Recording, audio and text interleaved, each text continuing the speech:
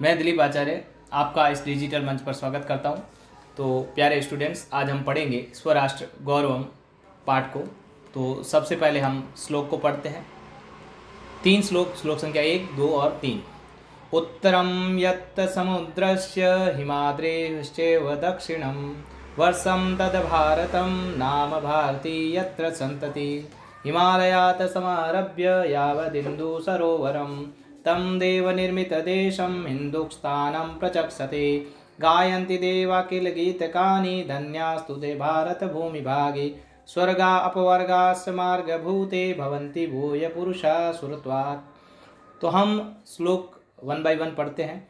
उत्तरम यत् समुद्रस्य, अर्थात उत्तरम यत् समुद्रस्य, जो समुद्र के उत्तर की ओर है, अर्थात समुद्र जो हिंद महासागर है उसके उत्तर की तरफ, हिंद महासागर खुद दक्षिण की तरफ है, हिंद महासागर यानी समुद्र के जो उत्तर की तरफ है, जो देश समुद्र के उत्तर की तरफ है, हिमाद्रेश्च दक्षिणम, और जिसके हिमाद्रेश्च दक्षिणम, और जो देश हिमालय के दक्षिण में है, जो समुद्र के उत्तर में है और हिमालय के दक्षिण में जो देश विद्यमान है, वर्षम तद भारतम, उस देश का नाम भारत है। भारती यत्र संतति, और उसकी जो संतान है, उस देश की जो संतान है वह भारतीय कहलाती है।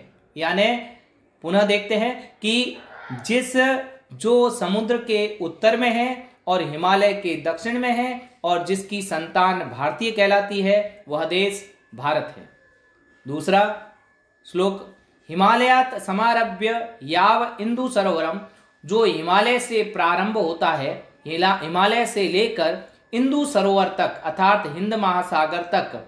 हिंद महासागर, इंदु सरोवर हिंद महासागर को कहा गया है संस्कृत में, अर्थात जो हिमालय पर्वत से लेकर हिंद महासागर तक फैला हुआ है। तम देव निर्मित देशम, ऐसा देश जिसकी रचना देवताओं के द्वारा की गई है। हिंदुस्तानम प्रचक्षते, उस देश को हिंदुस्तान कहा जाता है। तम देव निर्मित देशम, उस देवताओं द्वारा निर्मित देश को हिंदुस्तान कहा गया है। नेक्स्ट है गायंती देवा किल गीत कहानी। किल अर्थात निस्संदेह, कोई शंका नहीं है, कोई इसमें सस्पेंस नहीं है कि किल अर्थात निस्संदेह गायंती देवा गीत कहानी, देवता जिसके गीत गाते हैं, देवता गीत गाते हैं। धन्यास्तु भारत भूमि भागे, कि धन्य है वे मनुष्य, देवता लोग गीत गाते हैं। धन्यास्तु ते भारत भूमि भागे, वे मनुष्य धन्य हैं।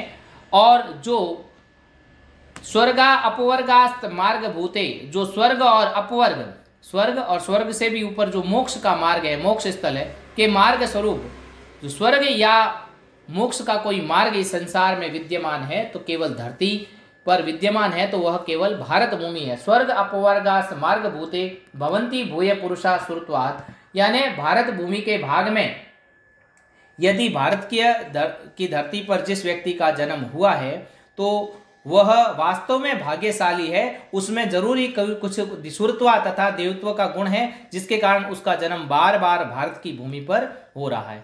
पुनः एक बार देखते हैं। गायंती देवा किल गीत कहानी, निस्संदेह देवता लोग गीत गाते हैं कि वे मनुष्य निश्चय ही धन्य हैं जिनका जन्म भारत के भूमि पर हुआ है, क्योंकि वे स्वर्ग और अपवर्ग अर्थात स्वर्ग और मोक्ष की जो भूमि है भारत, वहां पर उनका भवंती भूय यानी उनके भाग्य में बार बार वे इस धरती पर जन्म लेते हैं, इसलिए वो भाग्यशाली है। धन्यवाद।